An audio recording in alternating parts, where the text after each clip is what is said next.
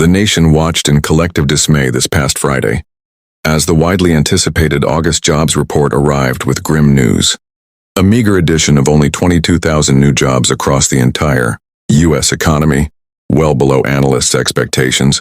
Such a dramatic slowdown in hiring has sent chills through the corridors of power, echoing the first tremors of recession-like conditions unseen since 2009, compounding the distress. The Labor Department also retroactively chopped the numbers for both June and July. His previously reported modest gains were completely erased and turned into a net loss of 13,000 jobs. The first such contraction since the pandemic's chaos in late 2020. July's figures saw only marginal upward adjustments, but the cumulative message was unmistakably dire. The economy's hiring engine is sputtering. Unsurprisingly, economists are raising alarms.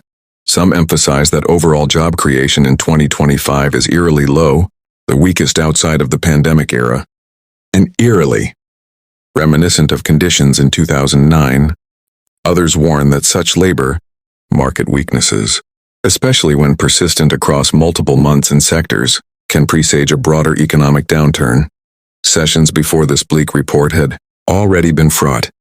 Just weeks earlier, after the disappointing July jobs data and the downward revisions for May and June, down by a hefty 258,000 jobs, President Trump acted in a move that sent shockwaves through economic and political circles. He fired the Bureau of Labor Statistics (BLS) Commissioner Erica McIntyre. The president accused her, with no evidence, of orchestrating manipulated numbers that made him and his McIntyre a respected nonpartisan economist with a PhD and a storied career spanning the Census Bureau, Treasury, and the White House Economic Council, had been confirmed in 2024 with overwhelming bipartisan support, 86-8 Senate vote.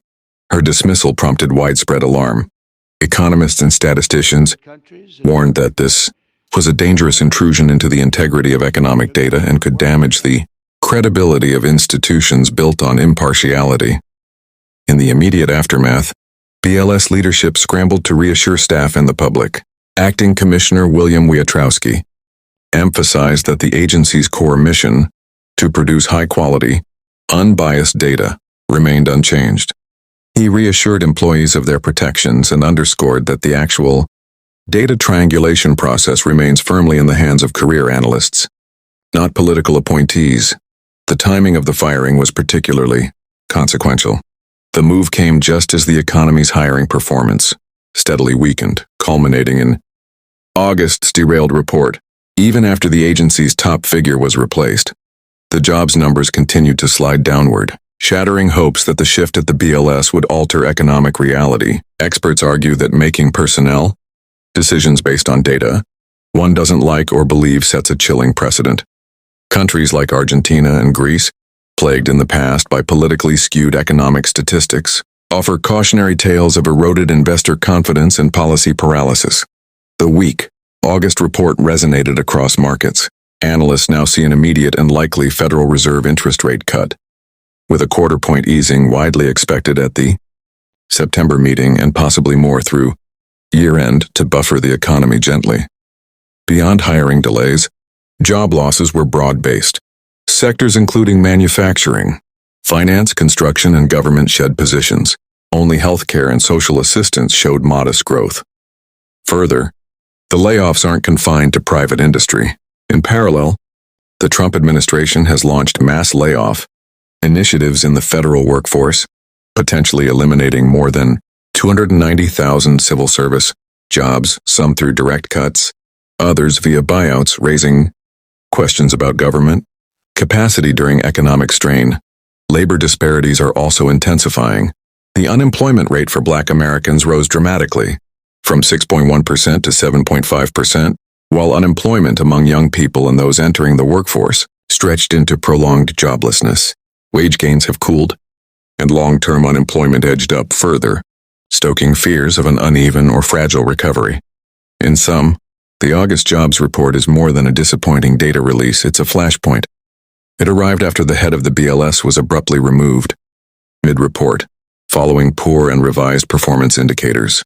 The numbers now point to a labor market running on fumes, so much so that Wall Street economists and central bankers are all bracing for policy shifts to avert further decline, labeling the jobs data as rigged before viewing the final numbers and then replacing the career analyst leader erodes trust. It raises the specter that statistics could be wielded as political weapons instead of objective barometers. In a time when markets crave clarity and confidence, the only thing more alarming than stagnant job gains is the undermining of the institutions that track them. History warns, recessions are not declared, they are felt. Right now, the U.S. economy is feeling the tremors. The Bureau of Labor Statistics (BLS) has always occupied a peculiar but vital place in American life.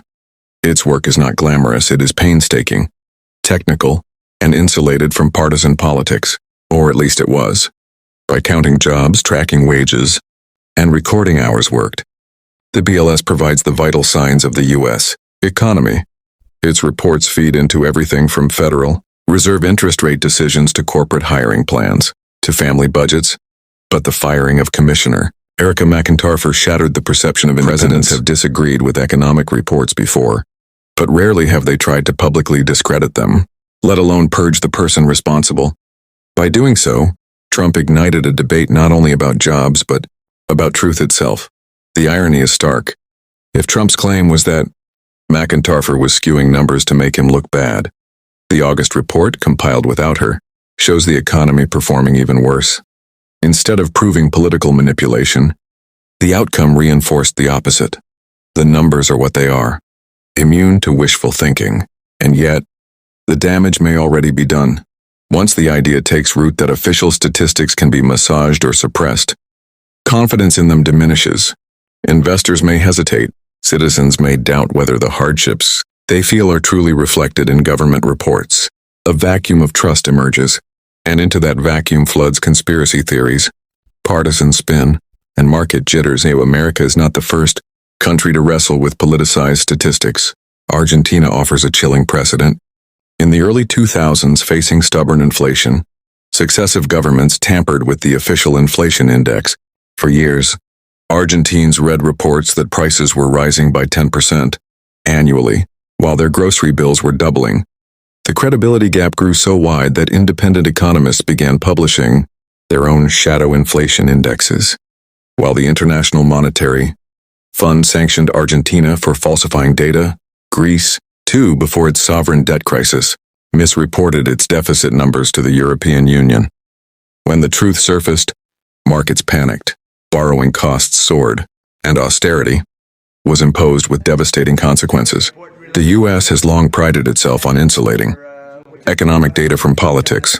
The Census Bureau, BLS, and Bureau of Economic Analysis all rely on career civil servants. If that wall crumbles, America risks sliding toward the dysfunction of nations, where no one trusts the official scoreboard. Behind the headlines and revisions, the jobs report translates into lived realities. For workers on the ground, a hiring freeze means more resumes sent into silence. For families, it means tightening belts, deferring college plans, or postponing retirement. The August report revealed especially painful disparities. Black workers saw unemployment jump to 7.5%, a sharp increase from 6.1%. Young people entering the labor market faced lengthening job searches, while long-term unemployment ticked upward. These are not abstract figures, they are months of rent unpaid, savings accounts drained, medical bills delayed. Sectors once considered pillars of stability are wobbling. Manufacturing, already strained by trade wars and automation, shed jobs. Construction slowed as higher interest rates earlier in the year cooled housing demand. Even government payrolls thinned, partly due to federal layoffs initiated by the Trump administration itself. The one bright spot, healthcare and social assistance, cannot absorb the millions of workers sidelined elsewhere, and even there gains were modest, a flicker against the backdrop of widespread weakness. The Federal Reserve now faces one of its thorniest balancing acts in years, having raised interest rates aggressively to curb inflation. In 2023-2024, it now confronts the opposite danger, choking off growth altogether. With job creation near zero and wage growth slowing, Fed officials are under pressure to cut rates. Market watchers expect at least a quarter-point reduction in September, with more to follow if conditions deteriorate. But the Fed's credibility, like the BLS's, hinges on perception. If rate cuts are seen as politically motivated, or as an emergency response to deeper rot, confidence in the central bank's independence could erode too. For ordinary Americans, the stakes are immediate. Lower rates may ease mortgage costs or credit card debt, but they cannot instantly resurrect lost jobs.